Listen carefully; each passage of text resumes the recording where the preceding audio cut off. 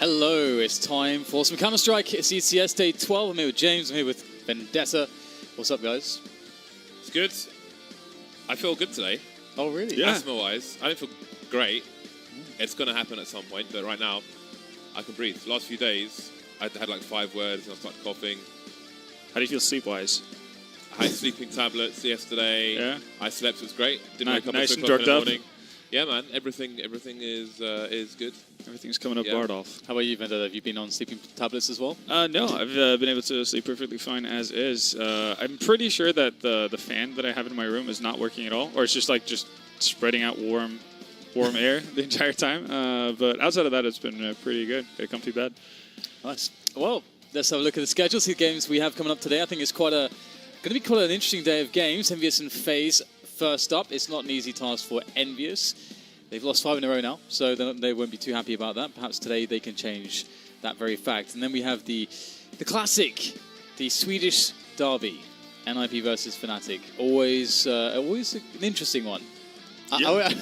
That's a particular Always word an interesting one. That's like a non-committal. Yeah. It seems like you have labored. It seems like you have labored expectations to it, considering what we saw versus Godsent and Fnatic. I'm assuming. Yeah, it's just a weird one, isn't it? It's hard, especially now these days. Everything's become even more weird. But we'll get into that, of course. Let's have a look at the leaderboard, see what this will mean, what these matches can mean for these teams. Obviously, EnVyUs, as mentioned, 3-5. They started the season with 3 wins, and then now it's 5 losses in a row. Fnatic still haven't lost a single game, so we'll see if they can keep that clean sheet. Only them and Astralis haven't lost a game yet, haven't dropped a game yet. FaZe have dropped 1. They'll be looking to go 7-1 today, and it will be up to Envy to change that. And NIP's in a cool position where we don't know yet, because it's so early for them, like where they're really going to sort of end up on the leaderboard is they've only played 4 maps in total. So maybe, I mean, again, like maybe they're going to have a great season, maybe it's going to be an awful season, or just a mediocre one. It's yet to be decided, and today is definitely going to be a good indication as to which way they're going to go there up against Fnatic. Fnatic look like one of the teams that are trying to get that 4th spot. I think for me, in my mind, they are perhaps the strongest that we've seen. Outside of the 3, the GT, the Astralis, and the FaZe. Yeah, no, they've definitely been playing well, and they seemingly get to go to train whenever they want to, in all of their matches so far, at least for their pick, which is kind of nice because what we've seen from them on train has been, hard to criticize, honestly. They've had really solid T sides, very good CT sides as well, and haven't really been tested up till, I would say, their full potential. Yet. So it's really really cool. I think that's one of the reasons why we see Fnatic at an undefeated record as of right now. But obviously going up against NIP, I think that would be not necessarily a harder task because NIP are the best team in the league by any means, but because of the familiarity that we see in domestic matchups, it's going to be really different to deal with. And it's not necessarily going to be the conventional solutions that's going to get you a win in these scenarios. So I'm looking forward to that matchups a lot. All right, well, what do you think about Cash, James, between FaZe and Envy? I think that Envy, I think they have the potential to be a stronger team in terms of executes, but I think the problem is Cash is a big open map and the fragging power of FaZe is absurd, and that is enough to take them over the line in a lot of matches, and I don't know if Envy will have the balance to stop that. I think strategy is maybe where FaZe are weakest at the moment. Which doesn't mean they're weak. It just means they're weakest. Like a tennis player has a strong hand and a weaker hand. Doesn't mean it's weak. But I think that's the weaker point for FaZe. But Envy will need the consistency to exploit that. But they'll also need the fragging power as well. What about you, Vendetta? Do you feel like EnVyUs will have an easy time with this? Is Cash a good map for them? Is there any problems they're going to run into? I mean, Cash is definitely not a bad map for them. But again, we saw just yesterday that FaZe were definitely aware of how to play that map versus Mouse Sports. Did pretty quick work of them didn't seem to be too phased about going up against aggressive CT side plays or what have you, or even playing versus passive setups.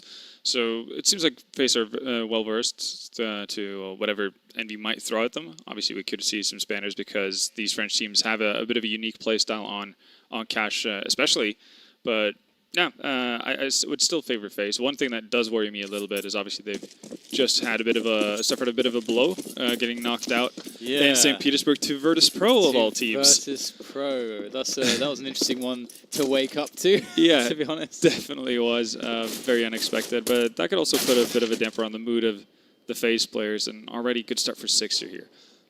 Yeah, I'm sure that will upset them. Although they won't want to drop any more maps in ECS. And then one player who definitely won't be feeling, shot for confidence is Guardian. I think he was on something like a plus 30 over the course of the series. So Guardian's back, man. Yeah, Guardian's definitely back. And we probably jinxed him as a result. Well, he does get Scream, somehow. Rain makes his way towards headshot, and he will get headshot by the T's. He'll get finished by XMS as well. XMS, he got 2K on B just like I did in the show match, but this time no one's carrying the bomb through to CT spawn, so they look good for it. Carrigan in a 1 versus 4. He's got a smoke and a kit, but I don't think that smoke will allow him to avoid all the weapons on EnVy, and there's Yasma back. XMS looks really sharp yesterday as far as his sort of first bullet accuracy goes. So he was very quick and very precise. So that's good to see. Oh my Happy. God. Happy was standing there all along. That's so hilarious because I didn't actually look at the minimap this time and I didn't see that. That's brilliant. I can't believe he didn't get that. Can't believe you've done this. Can't believe you've done this. Well, yeah, that's going to be quite interesting, isn't it? EnVyUs get their pistol round, which means Mac 10s for days. We do get 2 Galils, though, which I do definitely like and definitely needed on a map like Cash. It's much, it's hard to restrict everything to close ranges, which you can kind of do on Inferno to an extent.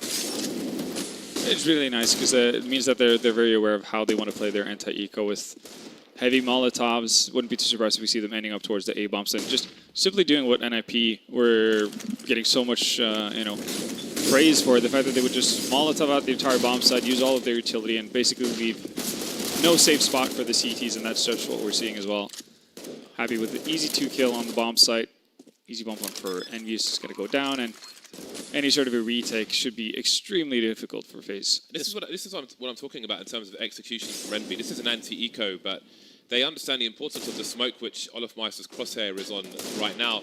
And they're the second team I've seen execute into A, starting with that smoke. Tyloo did it recently as well. But normally it's a strong post-plant smoke for it. So I think if they could do those kind of executes in the buy rounds as well, then that will most certainly help them against the likes of FaZe. And again, I think that's the kind of thing they need to exploit.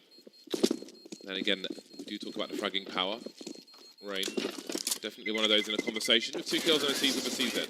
This was a beautiful round, especially after what I feel like has been. I feel like I've been trapped in anti-force by hell lately. Yeah, where all the games I've been watching, just it's okay. The CZs are good, but at the same time, there's a lot of teams have been just not being optimally running their rounds in the anti-force buys, and we've seen them be way too successful recently. So that's a breath of fresh air for me. Also a breath of fresh air. EnVy actually deciding to invest more. Obviously, they lost a couple of players, but not reinvesting into Mac 10s, even though they know they're going up against more or less a clean eco. I kind of like that because it does leave them with a much stronger buy going into the first buy round. It does tell you that they sort of think about it too, because in the past, again, like in Inferno, you'll just see Mac 10s, like way more Mac 10s all the time in these rounds. But obviously, you can see that it's not just Mac 10s for the sake of Mac 10s. It's they are actually thinking about trying to have the right composition for the map, and running into a bit of resistance here. The bomb is actually dropped at the feet of the CTs, but they don't have any Kevlar, so they should be fine here. Yeah, Happy's also about to make his way around the remaining CTs, and he should be able to get at least one easy kill. Let Sneeko down. Guardian will find one frag at least, but he's locked by headshot position. Well, 1 versus 2. This is entirely winnable for Guardian, even if they rotate. Look at the health on these T players. Guardian's picked up a rifle. He's got no Kevlar, but he has the headshot position. If he stays towards the car, he can, if he's fast enough, he can look towards the cross from mid as well, but he It's going to be the highway smoke. Yeah, he's heard some sound cues from these players. This is not an ideal situation for EnVy. But Guardian looking the wrong way. Crisis averted. And that shows you the danger that EnVy will bring in these buy rounds. This was the point yesterday too, was that some teams were like winning those anti-force buys and then losing to the fully clean ones, afterwards. So this was a close call, definitely, but evaded indeed. 3-0, and now the real guns come out into the hands of FaZe. And so again, this is always super interesting what round the Ts choose, because again, what is held by the CTs is the most predictable in a round like this. That Molotov is awesome, by the way. That's the first time I've seen it thrown. Oh, the white box one? Yeah, where it lands on top of the white box. I'm actually kind of surprised by the fact that they wanted to use a Molotov for it, seeing how they weren't actually pushing into mid. Which is a bit weird, because I would have rather seen that actually been used to do something with the site. Now they only have one Molotov for the actual A execute. Nico and Carrigan rotating. Carrigan, oh my god, I don't think if he knew anything about that second kill. Oh god. Almost an ace from Carrigan immediately. Whoa. Wow. Efficiency. Right there. Just using as few bullets as possible to find 4 kills. That was a lot of damage in a short amount of time. Oh, that last bullet. He didn't know anything about that. That's hilarious. What a round from Carrigan. Yeah. What a round. And that has decimated the economy for would have been nice to have a Molotov for a quad, wouldn't it? Yeah, I wonder if the intention was to throw out Molotov every day, every round, or to try and pull an extra player towards mid when the execute comes in towards A, but Carrigan says no. It's just a weird one because I feel like the only purpose of it is to prevent white box peaks. And so the only purpose of preventing that is to gain position there. If you want to just remove someone, otherwise, you know. If you want to remove someone from the position for an extended period of time or make it unavailable, you can throw a smoke down there instead, and I think get way more value out of it. Yeah, that's definitely true. It's a good kill from Happy though, able to catch Nico. Nico was trying to find a timing to poke him, but his timing was soured. It was bad. Certainly bitter as EnVyUs now have that man advantage, and they're just sitting in A main and also waiting for a potential response. They have RPK who's looking for any information. I would say a kill, but he's only got a Glock, so any information. I thought Happy was doing something really funky with that flash instead of just stared at it. There you go. I think maybe he was, in case someone was close, they'll try and face him. He just ate the flash. I'm actually curious to see whether or not Happy's actually going to join them on a B split, or if he's actually just going to sit and wait for a rotation. It's the existence RPK setup. It's so strong. Only the 1 kill though. Meister unable to do more. Done some damage, however. Carrigan really going for a spray as they cross to the site. Or he just creep in. Oh, Carrigan's broken plays continue, but this time he won't be so fortunate. 3 versus 1. This is a pretty interesting round because, again, like EnVy, they got a fortunate start, and then I feel like they played the 5v4 in an interesting way. It wasn't a bad way, but FaZe made the right choice, and they actually occupied middle with 2 players, and they realized that essentially the rotation was coming to be because of all that mid control. And it's something that EnVyUs never tried to really take back.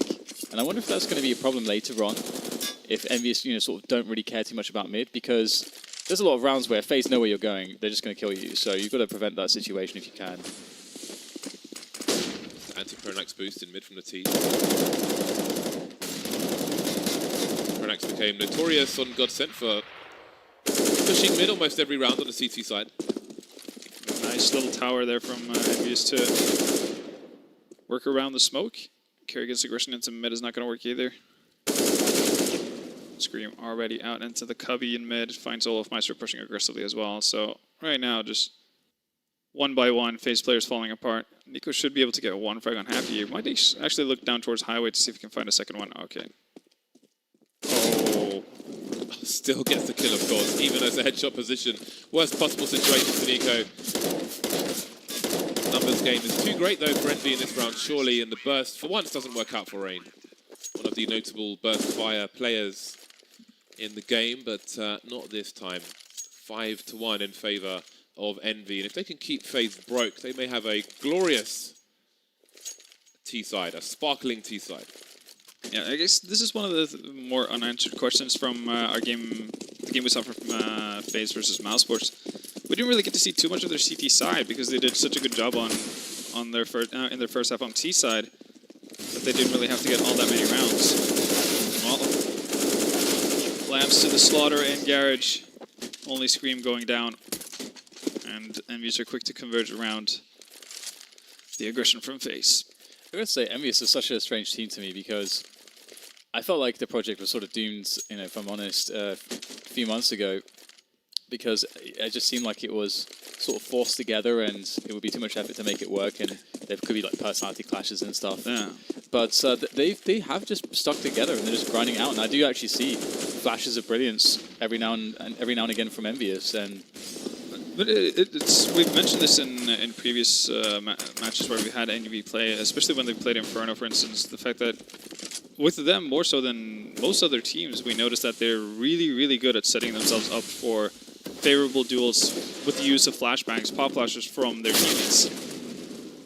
Yeah, that's definitely a sign of a team playing together in RPK. God. Great timing as well from RPK to go through the smoke as XMS faces a play behind the box. Like, the timing is perfect for Envy to trade. And this is what I almost didn't want to commit, because it sounds crazy to say that you might fancy Envy over FaZe, but... Oh, nice run boost. Again, I think, like, strategically, Envy have it within them to do this kind of thing, but if it's fragging power, you just never know what FaZe are going to do. And this is still winnable for FaZe. 2 of these 3 players in the red. There's only 1 flashbang left in Envy, but maybe FaZe don't fancy it. Nico saving on A. So it will be another round to Envy, 7-1. I feel like XMS can be a bit streaky. Like sometimes, you know, you'll see him safe to say. Really have like right now, for example, and also yesterday to an extent. Yesterday he looked again very crisp, very clean. You know, like he'd been really like hitting the DM, was very warm and pretty clinical. And today so far, I've sort of seen a similar display. It's only really for me RPK that's just always a rock and just very stable and very consistently very high level and good. But XMS can reach some of the some similar peaks every so often, and when he does, you know, and EnVyUs actually are able to execute their game plan, it does actually look really good for them against the top level teams. FaZe still poor, still broken. 2 saved AKs from the previous round, and they're on pistols. Everyone will have Kevlar, but there's not much else to be said, and it may be difficult for FaZe to take some aggressive action in this round. They've given up mid, so it seems they will consolidate their forces